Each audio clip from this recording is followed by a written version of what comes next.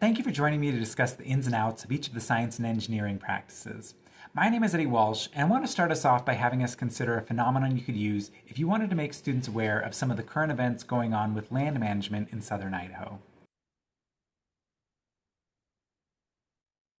The Lava Ridge Wind Project is a proposal offered by LS Power, a New York-based energy company, to develop 197,474 acres of federally controlled land to house up to 400 wind turbines.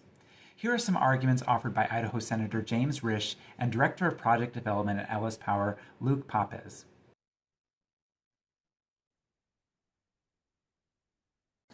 Now we have Senator Risch. Well, thank you very much. Secretary, thank you for coming. As you know, the federal government owns 2 out of every 3 acres in Idaho, 67%. So it's always interesting to meet with a person who's actually has more to say and more control over our lands than Idahoans do. So thank you for coming.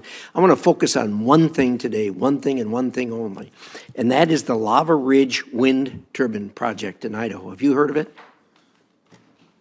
Okay. You heard of it because Congressman Simpson, Congressman Fulcher, twice this year have raised it with you in hearings. Is that right? I think I got it, but that's okay. Yes, I believe so. And they told me that at that time you didn't know anything about it, but that you were going to look into it. Is that a fair statement? Yes, I suppose. Okay. So what have you found out? Thank you, Senator. And You don't need to thank me. Just answer the question. well, thank you for the question. Well, The BLM has been engaged with stakeholders, including the state, local, counties, grazing permittees, tribes, and other federal agencies early on in the process. It's coordinated with the Idaho Resource Advisory Council and the Lava Ridge Wind Project, our RAC committee, subcommittee, and the BLM has also coordinated with DOI's Collaborative Action and Dispute Resolution staff to engage stakeholders with ties to the Minidoka Historical Site. that's great. What did you find out with all this coordination and discussion and meetings? We're going to continue to engage. No. What did you find out? Well, I think the conversations are ongoing, Senator. Well, what did you find out so far? Nothing? The conversations are ongoing. What did you find out so far? I don't have a complete readout of all the meetings. Give me an incomplete readout. What did you find out so far? Well, I think they're gaining insight into how the community feels and what they have to say. And what have you found out so far? Senator, I'm happy to update you as the All right. time goes. Let me help you out here. So try to get you some information on this. Do you know how many acres are involved in this? I beg your Do you pardon? know how many acres are involved in this? I don't have the number of. 146,000 acres. You consider that a fairly significant piece of real estate? I think 146,000 acres is a large acreage, yes. It is. They're talking about 378 turbines. The smallest ones are just slightly bigger than the Statue of Liberty. The largest turbines are, have you ever been to Seattle? Yes, sir. Seen the space tower? Or the Space Needle? I don't think I've seen Space The- Needle, but. Well, the Needle, whatever it's called, the building, the big tall building there. No, I have not. Okay. Well, the largest turbines will be 100 feet taller than this structure in Seattle. Right now, I know the administration is interested in renewable energy, and I think everybody in Congress is also. This will turn out about 1,000 megawatts of power. Idaho already puts out 75% of its energy generated using renewable power. And it's a combination of a number of things, falling water, nuclear, and other things.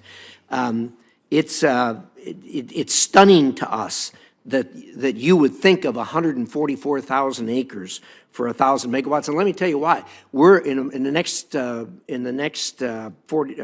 24, 36 months, we're going to be turning on 3 small modular reactors, 36 acres. 36 acres, and it'll put out about the same as this 146,000 acres. I know you love the land. Everybody does. I want you to take a quick look at this picture of a rendering of what the landscape out there will look like. Ayla, could you hand that to her for me, please? And I want you to look at this closely. Look at the horizon. where you can see these structures coming up, and tell me if that's your vision of what public lands should look like. And by the way, that's a view from the Minidoka Historical Site. Do you know what the Minidoka Historical Site is? I have not been there, Senator. Do you know what it is? It's an historical site. Well, let me tell you what it's a historical site for. It was one of the detention sites during World War II for Japanese people, of which we have a significant population in Idaho. This land means a lot to them. This is what it looks like from there. Tell me, look at the horizon and tell me, is that your vision for what public lands should look like? Senator, did you say this is a rendering? It is. So they superimpose those on? Exactly. By looking at that, you can stand at the historical site and look to the horizon and see what our public lands will look like on this 146,000 acres, as much as is that your vision of what public lands should look like? Senator, I think there's a lot of visions for public lands across. No. Don't give me that. Is that your vision for what public land should look like in America? Senator, we have millions of acres of public lands all over the country, and they all look different. Do you like that? Senator, I understand what you're saying. I want you to know that we care deeply about we listen to people. We get their input. I'm glad you're listening to people, because let me tell you who you should be listening to. First of all, you have a Resource Advisory Council, a RAC committee there, do you not? Yes. Do you know what they've said about this? Your council, you know what they said unanimously about this? Please tell me, Senator. Don't do it. We have a legislature in Idaho, Republicans and Democrats. They passed a resolution in both the House and the Senate, unanimously bipartisan. You know what they said? Don't do it? You got it. That's exactly what they said. There's a resolution by the 7 Idaho counties that are involved in this. All 7 of them passed a unanimous resolution. You know what they said? Don't do it.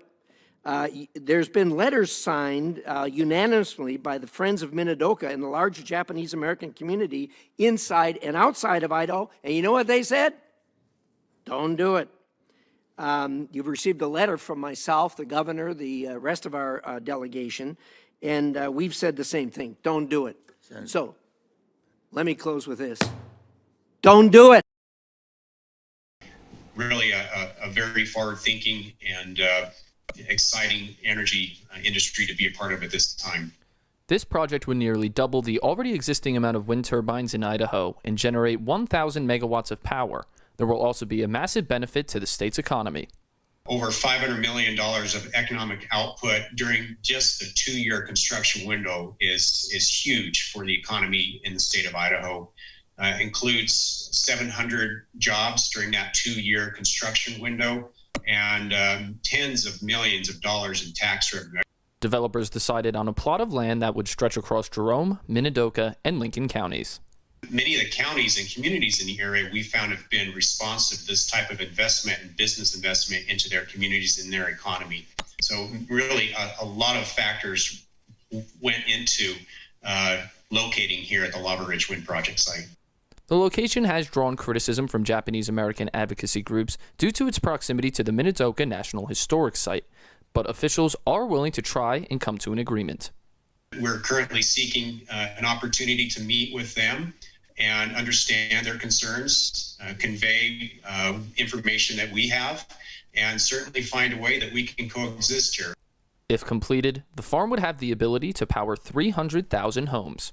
We have a lot of interest from commercial off-takers, those interested in purchasing power from the facility. So certainly is available to stay within the state of Idaho or to serve markets outside of Idaho. The goal is to have the project up and running by 2024. In Twin Falls, I'm Alex Grant, Idaho News 6. This is a great opportunity to not only examine the science that has and has not been provided by either contributor to this ongoing debate, but also allows us to consider how either side is effectively and ineffectively presenting their arguments. This practice of engaging in arguments on the basis of evidence is in fact a skill that scientists need to fund their research, address public and private problems, and lay the groundwork for other scientists invested in similar issues.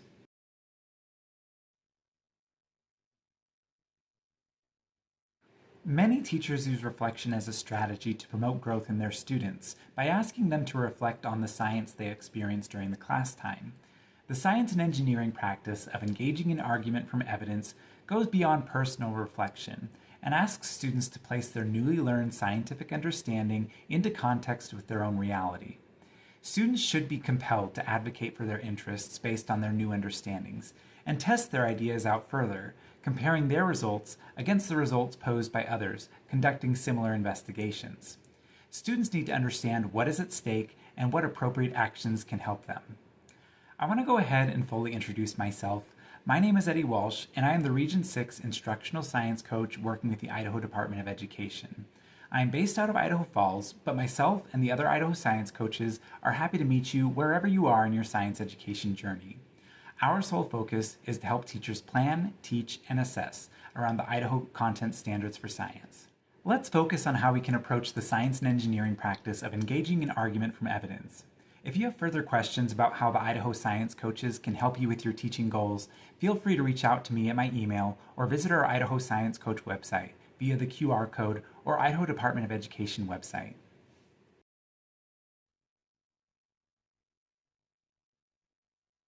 In science, researchers catalog the evidence they found in an investigation to develop a cohesive claim that falls within reason based on the evidence. Claim, evidence, and reasoning for professional scientists goes far beyond the requirements included in a CER statement, but all of the elements are tied together to produce an effective argument. All the while, argumentation is used to not only invite input on our methodologies, but to also consider how that input might change the procedures and outcomes of an investigation. Many scientists understand their work is ongoing, so claims, evidence, and reasonings may change as scientists dig deeper into their research. Engineers view argumentation as an opportunity to test their solutions against scientific, regulatory, and professional standards to prove the effectiveness of their designs. Strategic engineers approach a problem with an open mind, usually considering several design options before developing a prototype for testing. Argumentation can provide early answers to engineers trying to figure out if their design will meet the performance standards needed to produce a viable solution. Through collaboration and validation, engineers can develop stronger solutions than they can independently. As scientists uncover truth, it can be difficult to present our ideas to people who do not regularly familiarize themselves with our disciplinary skill sets, so the arguments some scientists produce can incite considerable debate and confrontation. Perhaps most notable for his promotion of Copernican heliocentrism, which led to his house arrest for the last 9 years of his life, is Galileo Galilei. This came after 24 years of confrontation with contingencies within the Catholic Church, who was the scientific authority in Italy at the time. While Copernican heliocentrism was not entirely correct, the theory's assertion that the sun was at the center of our solar system was a foundational departure from the geocentric model of the solar system, which stated that Earth was the center of the universe. Even with all the evidence Galileo had acquired through his promotion to prove heliocentrism, he was found guilty of heresy, shunned from scientists and society, and forced to live in solitude. Rachel Carson's Silent Spring was an influential argument that many credit for beginning the environmental movement at the middle of the 20th century. By applying an environmental perspective of the influence of pesticides, namely DDT, Rachel Carson was able to produce a compelling case for how these pesticides had nearly eliminated bird populations, particularly birds of prey. By effectively messaging her argument, Rachel Carson was able to spark a movement that brought countless bird species back from extinction. This study is not so widely known, but I love a good argument wrapped in a pun. Dr. Ryan Long at the University of Idaho, along with other environmental researchers, investigated how mountain sheep nutrition influences the size of ram horns in sheep populations. Dr. Long and the other researchers on the team argue that wildlife management strategies have largely centered around rams given their favor with hunters, and has largely neglected the development of female ewes in the sheep populations. This negligence could have long-lasting effects on the maternal development of present and future generations of mountain sheep.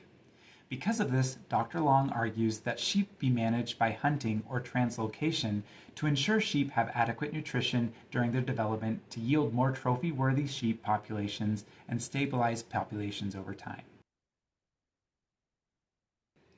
The K-12 Skills Progression document on the Idaho Department of Education website breaks down the experiences students should be able to navigate to stay on track with peers locally and nationally. This document provides teachers with starting points for imagining a range of student experiences that allow students to build competencies in the range of skills associated with developing arguments with evidence. When laid out in this way, we can provide clearer feedback to students and scaffold more for students who find argumentation to be difficult or challenge students who have shown early mastery in the SEP. It becomes important to remember, students do not often master a standard in a single instance, so planning several opportunities for students to flex all of their arguing skills within a grade band is critical for all students to stay on track in their science progression.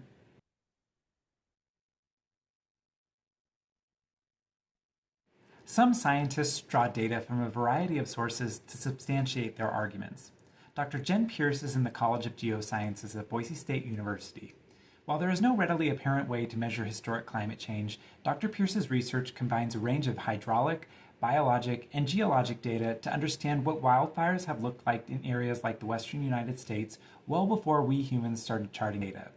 Dr. Pierce regularly takes her arguments surrounding climate change to audiences young and old to confront misunderstandings surrounding climate change and wildfire management wherever she can.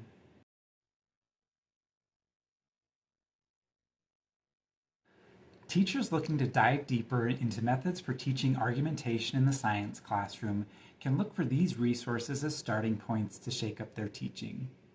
The Journal of High School Science shows high school students peer-produced science publications which can be helpful to inspire young scientists to challenge themselves in their scientific and argumentative writing. Case studies can be helpful for students to collaborate and think through problems to define and argue for an effective solution. Socratic seminars help students find appropriate boundaries and strategies for engaging in argumentative discussion and using discourse as a method for uncovering truth. Gallery walks and Venn diagrams help students view the ideas posed by other students and offer up their own analysis to extend the conversation.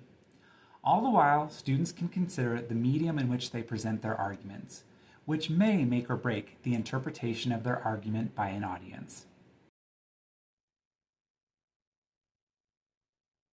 Thank you again for joining me to discuss the science and engineering practices. Please reach out to myself or any of the science coaches if you are looking for further support integrating the SEPs into your classroom science instruction.